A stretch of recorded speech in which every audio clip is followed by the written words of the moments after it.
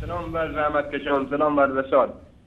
میخوام حرفای برای عزیزانمون برادران اهل تشیع اگر قبول کنن ولی قبول نمیکنن.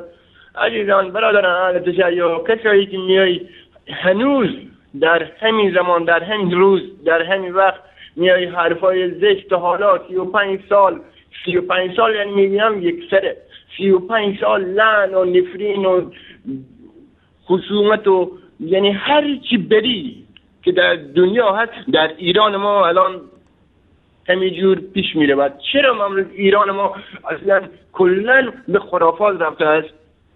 عزیزان من یه چیزی میگویم، من نمیگویم، من میفهم چیزی، بله خدا شاهد در ایران من نگاه میکنم، خدا شاهد جدا میگم اصلا کلا ایران ما شده خرافات، یعنی گناه. یعنی فکر کنم دیگه خدا فراموش کردن. آخوندهای امام بسر مردم رو به یک طرفی راهنمایی میکنن که قیامت خیلی سخته برادران، قیامت خیلی سخته برادران. عزیزان اهل تشیع، تسنن، تشیع همش من اگر میبینم در ایران این حرفا هنوز که هست لعن و نفرین، لعن برید همسر پیغمبر خدا، همسر محمد مصطفی صلی الله علیه و آله و سلم. چی لعنی، چی تهمتی، چه حرفای زشتی. خداوند اگر اینا 35 سال است که تهمت بوتون میچسبانم برای عزیزانمان، پیغمبرانمان، اماممان، در اینجور اگر بخوان پیش بروند عزیزان، با خداوندی خدا قسم، خداوند یعنی از روی زمین محوشان میکند. یعنی الان کلا شده این خرافات، یعنی مردم وقتی اسم خدا رو میبرید صورتشون کش میاد، یعنی یا میخواهن نفرین و لعن و این حرفا بکنن یا صورتشون نمیشه. من نگاه کنید همین کسایی که مملکت ما دست گرفتن، شما یکی از اینا پیدا کنید اصلا صورت شیطان از صورتشون میبارد، ولی اگر از این لعن و نفرین و دست بر ندارن خدا نابودشان میکند، خدا محوشان میکند. من کوچکتر از آنم که بگم که این کار بکنید این کار نکنید، بله در حال حاضر ما یعنی تهران ما شده با خدا. من چند روز پیش تهران بودم، یعنی چی بگم، پسر بچه تبریز پیشم بود نشسته بود، خودش هم از تشیع بود، ولی نه تشیعی این تندروایی خرافاتی ها به اندازه حرفایی میزد که اصلا من خدا شاده جدا اصلا مونده بودم توش.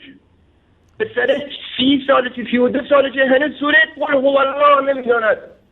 هم که سوره نماز، سوره که هر روز 5 دفعه روز باید حتما این برگردن ما باید بخوانیم، نمیفهمید، به خدا نمیفهمید. زمانی که به من گفت این نه اذان عصر میده پیش ما بلنگو مسجد به صدا در میآید، میگوید هر بعد عمر ابوبکر میگوید این چی میگوید؟ بعضی که مسلمانان بعضی اذان نمیدن، این وهابیان هستن، این کافران هستن. من گفتم برادر شما چی این حرف میزنید؟ گفت اجداد ما، مادران ما، اجداد بر اجداد ما اینجور ما گفتن، اینجور به ما، یعنی جدا میگویم پسر 30 سال سنش بود، یعنی حمدو نمیتونست بخونه، جدا میگم.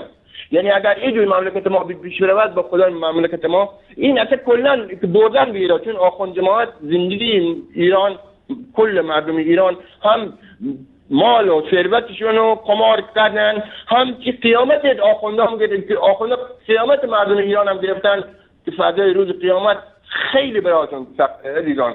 اگر گوش نکنید به خدا عذابی از ثانیه که وارد قبر شدید عذاب ببین شما. یعنی آخر کفر، آخر لعن، آخر بدی در حال حاضر در ایران داره راه خودش را ادامه میدهد.